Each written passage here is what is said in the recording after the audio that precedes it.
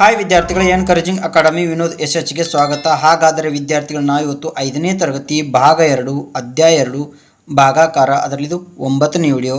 ಹಾಗಾದರೆ ವಿದ್ಯಾರ್ಥಿಗಳು, ನಾವು ಇವತ್ತು ಗುಣಾಕಾರ ಮತ್ತು ಭಾಗಾಕಾರ ಎರಡೂ ಕ್ರಿಯೆಗಳನ್ನು ಹೊಂದಿರುವ ಸಮಸ್ಯೆಗಳನ್ನು ನೋಡೋಣ ವಿದ್ಯಾರ್ಥಿಗಳೇ.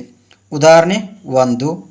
ಒಂದು ಸಮಾಜ ಸೇವಾ ಸಂಘವು 175 ದಾನಿಗಳಿಂದ ತಲಾ 125 ರೂಪಾಯಿ ರಂತೆ ಹಣ ಸಂಗ್ರಹಿಸಿತು. ಸಂಘವು ಈ ಹಣವನ್ನು 7 ಶಾಲೆಗಳಿಗೆ ಸಮನಾಗಿ ಹಂಚಿದರೆ ಪ್ರತಿ ಶಾಲೆಗೆ ದೊರೆಯುವ ಹಣವನ್ನು ಕಂಡುಹಿಡಿಯಿರಿ.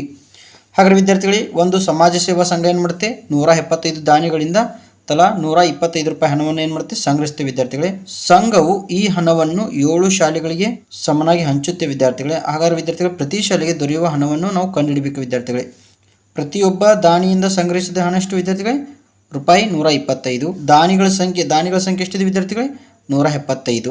ದಾನಿಗಳಿಂದ ಸಂಗ್ರಹಿಸಿದ ಒಟ್ಟು ಹಣ. ಹಾಗಾದರೆ ವಿದ್ಯಾರ್ಥಿಗಳು, ನಾವು ಇಲ್ಲಿ ಏನು ಮಾಡ್ತೀವಿ, 175ಕ್ಕೆ 125ರಿಂದ ಗುಣಿಸ್ತೀವಿ ವಿದ್ಯಾರ್ಥಿಗಳೇ. ಹಾಗಾದರೆ ವಿದ್ಯಾರ್ಥಿಗಳೇ, 175 ಗುಣಾಕಾರ 125.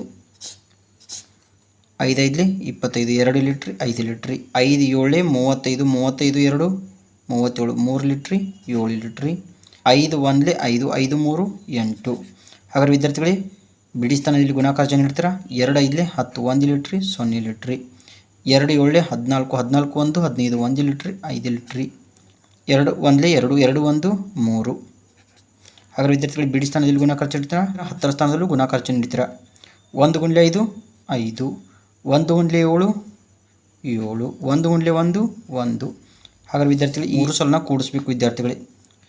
ಗುಣಾಕಾರ 5 5, 0 × 7 7, 5 5 10, 10 8 18, 1 ಲೀಟ್ರಿ 8 ಲೀಟ್ರಿ. ಹಾಗಾದರೆ ವಿದ್ಯಾರ್ಥಿಗಳು, 1 7 8, 8 3 11, 1 ಲೀಟ್ರಿ 1 ಲೀಟ್ರಿ, 1 × 1 2. ಹಾಗಾದರೆ ವಿದ್ಯಾರ್ಥಿಗಳು, ಉತ್ತರ ಎಷ್ಟು ಬಂತು? 21,875. ಹಾಗಾದರೆ ವಿದ್ಯಾರ್ಥಿಗಳು, ರೂಪಾಯಿ 21,875. ಸಮನಾಗಿ ಹಂಚಬೇಕಾಗಿರುವ ಶಾಲೆಗಳ ಸಂಖ್ಯೆ ಎಷ್ಟಿದೆ ವಿದ್ಯಾರ್ಥಿಗಳೇ? 7. ಪ್ರತಿ ಶಾಲೆಗೆ ದೊರೆಯುವ ಹಣ. ಹಾಗಾದರೆ ವಿದ್ಯಾರ್ಥಿಗಳು ಏನು ಮಾಡ್ತಾರೆ, 21,875ಕ್ಕೆ 7ರಿಂದ ಭಾಗಿಸ್ತಾರೆ ವಿದ್ಯಾರ್ಥಿಗಳೇ.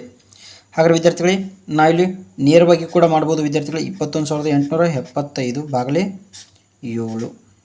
ಹಾಗಾದರೆ ವಿದ್ಯಾರ್ಥಿಗಳೇ, 7 1 7 3 21. ಹಾಗಾದರೆ ವಿದ್ಯಾರ್ಥಿಗಳು, ಇಲ್ಲಿ 8 ಇದೆ. ಹಾಗಾದರೆ 7 1 7, 1 ಉಳಿತು 17 ಆಯಿತು. ಹಾಗಾದರೆ ವಿದ್ಯಾರ್ಥಿಗಳೇ, 7 2 14, ಎಷ್ಟು ಉಳಿತು? 3 ಉಳಿತು. 7 5 35.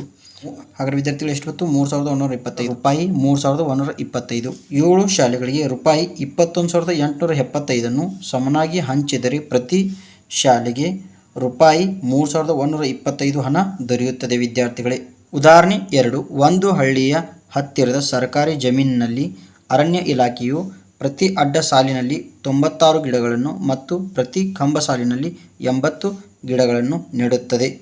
ಹಳ್ಳಿಯ 12 ಜನರು ಈ ಗಿಡಗಳನ್ನು ದತ್ತು ತೆಗೆದುಕೊಳ್ಳಲು ಒಪ್ಪಿದರೆ ಪ್ರತಿಯೊಬ್ಬರಿಗೂ ಎಷ್ಟು ಗಿಡಗಳು ಬರುತ್ತವೆ? ಸರ್ಕಾರಿ ಜಮೀನಿನಲ್ಲಿ ನೆಟ್ಟ ಗಿಡಗಳ ಸಂಖ್ಯೆ ಎಷ್ಟಿದೆ ವಿದ್ಯಾರ್ಥಿಗಳು? 96. ಹಾಗಾದರೆ ವಿದ್ಯಾರ್ಥಿಗಳು, ಕಂಬ ಸಾಲಿನಲ್ಲಿ ಎಷ್ಟಿವೆ? 80. ಹಾಗಾದರೆ ವಿದ್ಯಾರ್ಥಿಗಳು, ನಾವೇನು ಮಾಡ್ತೀವಿ, 96ಕ್ಕೆ 80ರಿಂದ ಗುಣಿಸ್ತೀವಿ ವಿದ್ಯಾರ್ಥಿಗಳು. ಹಾಗಾದರೆ ವಿದ್ಯಾರ್ಥಿಗಳು, 96 × 80. 0 × 6 0, 0 × 9 0. ಹಾಗಾದರೆ ವಿದ್ಯಾರ್ಥಿಗಳೇ, ಬಿಡಿ ಸ್ಥಾನದಲ್ಲಿ ಗುಣಾಕಾರ ಚಿಹ್ನೆ ಇಡ್ತೀರಾ.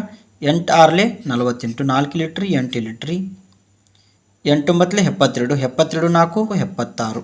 ಹಾಗಾದರೆ ವಿದ್ಯಾರ್ಥಿಗಳು, 2 ಸಲನ ಕೂಡಿಸಬೇಕು. ಗುಣಾಕಾರ 0 0, 8 × 0 8, 6 ಹೆಂಗಿದ್ದಂಗೆ ಇಟ್ರಿ 7 ಹೆಂಗಿದ್ದಂಗೆ ಇಟ್ರಿ. ಹಾಗಾದರೆ ವಿದ್ಯಾರ್ಥಿಗಳು, ಉತ್ತರ ಎಷ್ಟು ಬಂತು? 7,680. ವಿದ್ಯಾರ್ಥಿಗಳು, ನಾವಿಲ್ಲಿ ಬರಿತೀವಿ 7,680 ಗಿಡಗಳು. ಪ್ರತಿಯೊಬ್ಬ ಹಳ್ಳಿಯವನಿಗೆ ಬರುವ ಗಿಡಗಳ ಸಂಖ್ಯೆ. ಹಾಗಾದರೆ ವಿದ್ಯಾರ್ಥಿಗಳು, ನಾವಿಲ್ಲಿ ಏನು ಮಾಡ್ತೀವಿ, 7,680ಕ್ಕೆ 12ರಿಂದ ಭಾಗಿಸ್ತೀವಿ ವಿದ್ಯಾರ್ಥಿಗಳೇ. ಹಾಗಾದರೆ ವಿದ್ಯಾರ್ಥಿಗಳು, ನಾವಿಲ್ಲಿ ನೇರವಾಗಿ ಕೂಡ ಬಿಡಿಸ್ಬೋದು. 7,680 ಭಾಗಲೇ 12.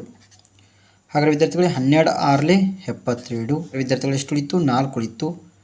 48 ಆಯಿತು. ವಿದ್ಯಾರ್ಥಿಗಳು, 12 4 48. ಹಾಗಾದರೆ ವಿದ್ಯಾರ್ಥಿಗಳು, 0 ಇದೆ 0 ಇಟ್ರಿ. 640 ಗಿಡಗಳು. ಆದ್ದರಿಂದ ಪ್ರತಿಯೊಬ್ಬ ಹಳ್ಳಿಯವನಿಗೆ 640 ಗಿಡಗಳು ಬರುತ್ತವೆ. ಹಾಗಾದರೆ ವಿದ್ಯಾರ್ಥಿಗಳು, ನನ್ನ ವಿಡಿಯೋ ನಿಮಗೆ ಇಷ್ಟವಾದರೆ ಲೈಕ್ ಮಾಡಿ, ಕಮೆಂಟ್ ಮಾಡಿ, ಶೇರ್ ಮಾಡಿ, ಸಬ್ಸ್ಕ್ರೈಬ್ ಮಾಡಿ. ಧನ್ಯವಾದಗಳು.